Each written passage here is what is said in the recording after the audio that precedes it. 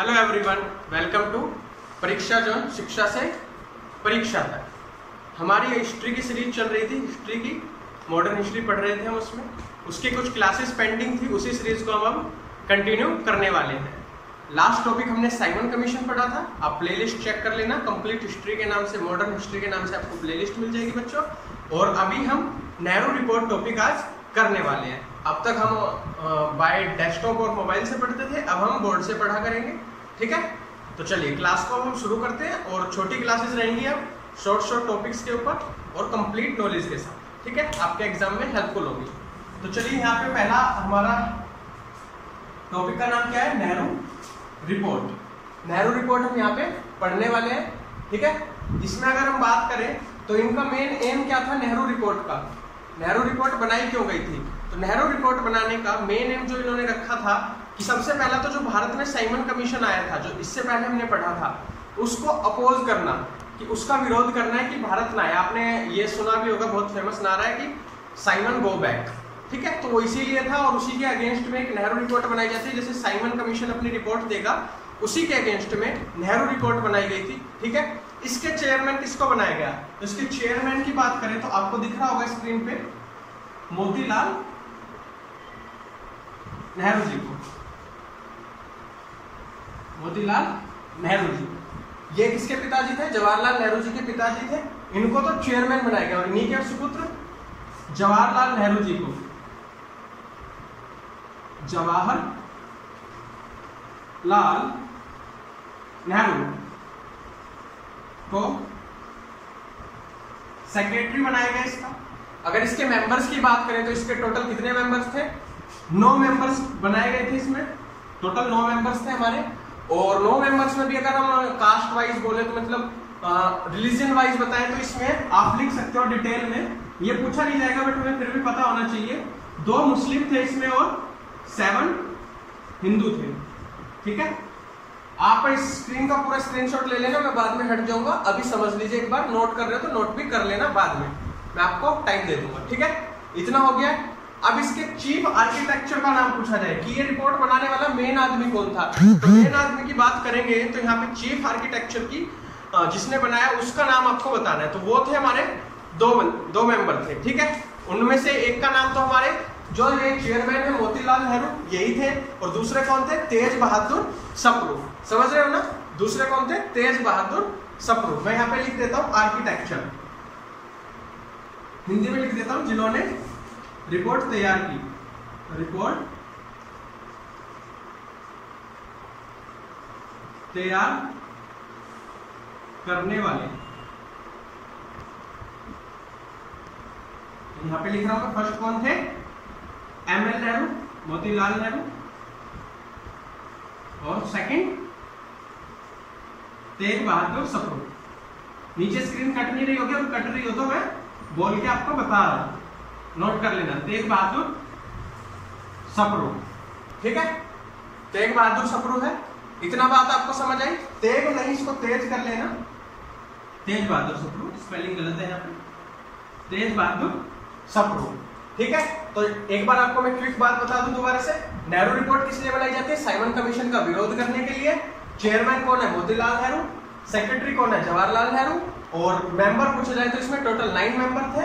और रिपोर्ट के आर्किटेक्चर कौन थे जिन्होंने पूरी रिपोर्ट बनाई? Chief architecture. मतलब मेंबर तो 9 थे, बट जो जिन्होंने फाइनलाइज किया रिपोर्ट को वो थे हमारे 2 मेंबर। कौन कौन? एक तो मोतीलाल नेहरू और दूसरे तेज बहादुर सप्रू। इसमें इन्होंने कुछ डिमांड्स भी की। जैसा इन्होंने पहली बार भारत में क्या डिमांड की कि हमें पूर्ण आजादी चाहिए, कंप्लीट इंडिपेंडेंस, संपूर्ण आजादी। अब हम ना किसी आपके लॉ के अंदर रहेंगे ना कुछ, हमें पूरे तरीके से अपने देश को आजाद कराना है और डोमिनियन स्टेटस लेना है। डोमिनियन रिपब्लिक आपने सुना ही होगा। रिपब्लिक मींस जब हम 1950 में डोमिनियन रिपब्लिक का स्टेटस भी हमें मिल गया था, 1947 में हम आजाद हो गए थे, ठीक है। डोमिनियन मतलब डेमोक्रेटिक रिपब्लिक, डेमोक्रेसी आजाद हुए 1947 में, बट हमारा संविधान 1950 में लागू हुआ था, ठीक है। तो 26 जनवरी को हम क्या बनाते हैं और 15 अगस्त को हम रिपब्लिक डे बनाते हैं। तो दोनों अलग अलग है, ठीक है। 26 जनवरी को और 15 अगस्त को। तो ये आपको डिफरेंस पता होना चाहिए, ठीक है। और इसमें और क्या रखा गया? कि पहले कहा जाता था कि मुस्लिम्स के चुनाव अलग होंगे मुस्लिम एरिया में, अदर कास्ट के चुनाव जो होंगे वो अलग होने वाले हैं और हिंदू के अलग होंगे। बट इसमें इन्होंने डिमांड की पहली बार कि जितने भी कास्ट है हमारी सबका मिक्स्ड इलेक्शन होगा, कोई भेदभाव किसी से नहीं किया जाएगा, ठीक है, और सबका कोई इलेक्शन एरिया नहीं बांटा जाएगा, पूरे भारत में एक जैसा इलेक्शन होगा और सभी जाति के लोग उसमें भाग ले सकते हैं। बट उसमें एक डिमांड की गई थी उस टाइम पे, डिमांड ये थी कि जहां पे जिस तरीके के ज्यादा लोग होंगे जिस कास्ट के, तो वहां पर उसी मेंबर को टिकट प्रोवाइड की जाएगी इलेक्शन लड़ने के लिए, ठीक है। और इसमें तीसरी चीज क्या फाइनलाइज होती है, प्रिंसिपल ऑफ कॉन्स्टिट्यूशन, जो हमारा संविधान बनेगा उसका प्रिंसिपल डिसाइड किया जाता है इसके अंदर, ठीक है। इतनी 3 बातें क्लियर हुई। उसके बाद यहाँ पे क्या होता है आगे बताता हूं मैं आपको, ये रफ कर रहा हूं। तो अब हम आगे जानते हैं इसके बारे में और बात, इसके बाद आगे क्या प्रोसेस होती है। तो इसमें हमारी सबसे पहले बात आती है आजाद पार्टी की। आजाद पार्टी मैं बाइलिंगुअल पढ़ा रहा हूं, आपको कोई दिक्कत नहीं होगी। इसमें आजाद पार्टी की बात करें तो हम किसने इसकी स्थापना की, कब इसकी स्थापना होती है, तो इन बातों इनके बारे में हम जानने वाले हैं। तो इसकी स्थापना जो करते हैं वो करते हैं मदन मोहन मालवीय। मदन मोहन मालवीय,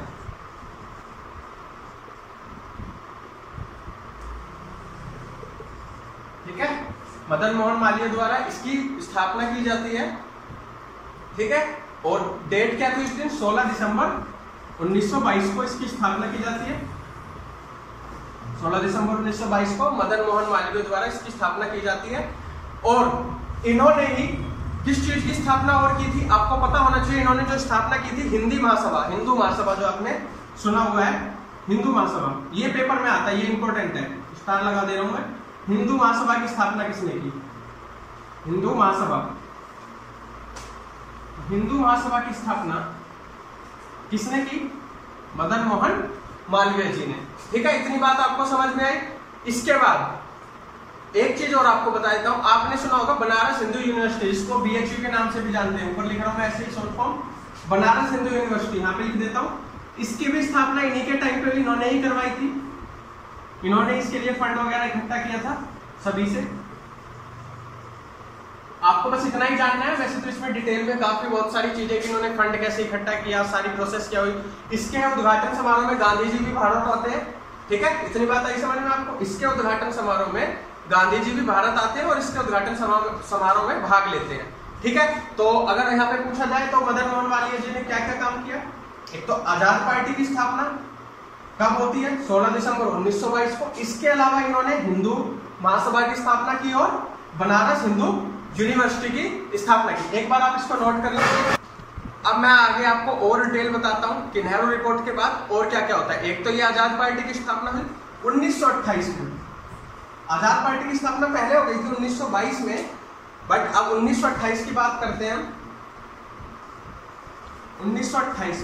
बट इसका आजाद पार्टी का अहम रोल था नेहरू रिपोर्ट के बाद, क्योंकि इलेक्शन हुए थे तो उस टाइम पे इन्हीं पार्टीज ने चुनाव भी लड़ा था। 1928 में इंडिपेंडेंस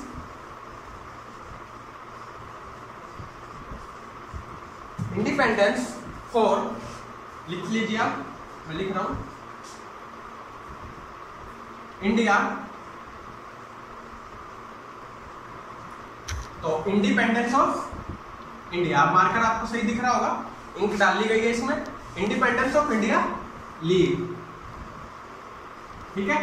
आज आपकी पहली बार बोर्ड पे क्लास है, आप इसका कमेंट में रिव्यू जरूर दीजिएगा, ठीक है। आपके लिए इसमें मेहनत की जा रही है, बोर्ड से क्लास कराई जा रही है। अगर आपको अच्छी लगती है क्लास तो कमेंट करके जरूर बता देना, और कोई आपको इसमें एडिटिंग वगैरह में कोई प्रॉब्लम आ रही है या समझने में कोई दिक्कत है तो उस चीज को भी बता दीजिए, नोट नहीं कर पा रहे हो तो उन सब चीजों को भी करेक्ट कर लिया जाएगा। हाँ, और आपके लिए एक जरूरी बात, टेलीग्राम ग्रुप का लिंक डिस्क्रिप्शन में है, जिसमें हम सारे क्वेश्चंस वगैरह डिस्कस करते हैं, सब चीजें डिस्कस करते हैं। डिस्क्रिप्शन में से उस लिंक पे क्लिक करके आप टेलीग्राम ग्रुप को ज्वाइन कर लेना, परीक्षा जोन के नाम से आपको मिल जाएगा, ठीक है। तो चलिए आगे चलते हैं। इसकी स्थापना किसके द्वारा की जाती है, जवाहरलाल नेहरू जी के द्वारा। और इनके साथ और कौन थे, किसी को पता है? जिसको पता हो ना, अगर वीडियो देख रहे हो तो वीडियो पॉज करके कमेंट कर देना दूसरे बंदे कौन थे। तो दूसरे बंदे जो थे इनके साथ, दूसरा पर्सन जो था वो थे हमारे सुभाष चंद्र बोस जी, सुभाष चंद्र बोस जी, अभी हम ये पहले अपनी हिस्ट्री सीरीज पूरी करने वाले हैं दोबारा से, और इसके बाद हमारी कुछ अलग सीरीज आएंगी। अब टॉपिक वाइज सिलेबस ना करके हम उन टॉपिक्स पे फोकस करेंगे जो मोस्ट इंपोर्टेंट होते हैं एग्जाम्स के लिए और डायरेक्ट उन्हीं से क्वेश्चन आता है। ठीक है, हम कोई भी टॉपिक उठाया करेंगे और उसके बारे में बिल्कुल इन डेप्थ डिटेल जानकारी लिया करेंगे, जो कि वो सभी एग्जाम्स को कवर करेगा और आपकी हेल्प करेगा। ठीक है, तो ये पार्टी किसके द्वारा स्थापना की जाती है? इंडिपेंडेंस फॉर इंडिया लीग की स्थापना जवाहरलाल नेहरू और सुभाष चंद्र बोस जी के द्वारा की जाती है। आप एक बार इसको नोट कर लीजिए।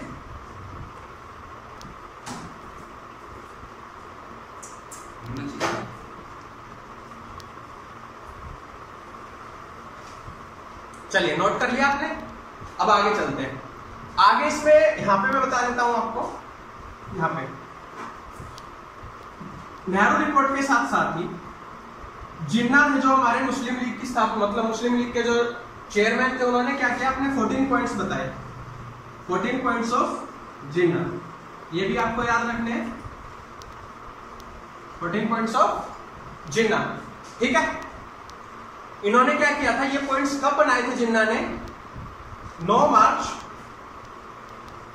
1929 को। क्यों बनाए? इन्होंने नेहरू रिपोर्ट को एक्सेप्ट नहीं किया और इन्होंने एक अपनी अलग ही रिपोर्ट निकाली 14 पॉइंट की। ठीक है, समझ रहे हो? तो इन्होंने अपनी 14 पॉइंट की एक अलग रिपोर्ट निकालते हैं, ये बोलते हैं कि हम नेहरू रिपोर्ट को फॉलो नहीं करेंगे, और इन्होंने एक्सेप्ट ना करते हुए अपनी ही एक अलग रिपोर्ट 9 मार्च 1929 को निकाल दी साइमन कमीशन के अगेंस्ट। ये भी साइमन कमीशन के अगेंस्ट ही थी। ठीक है, तो इतनी बात आपको पता चल गई है। अब आज की क्लास को इतना ही रखते हैं, थोड़ा छोटी क्लासेस को हम रखने वाले हैं।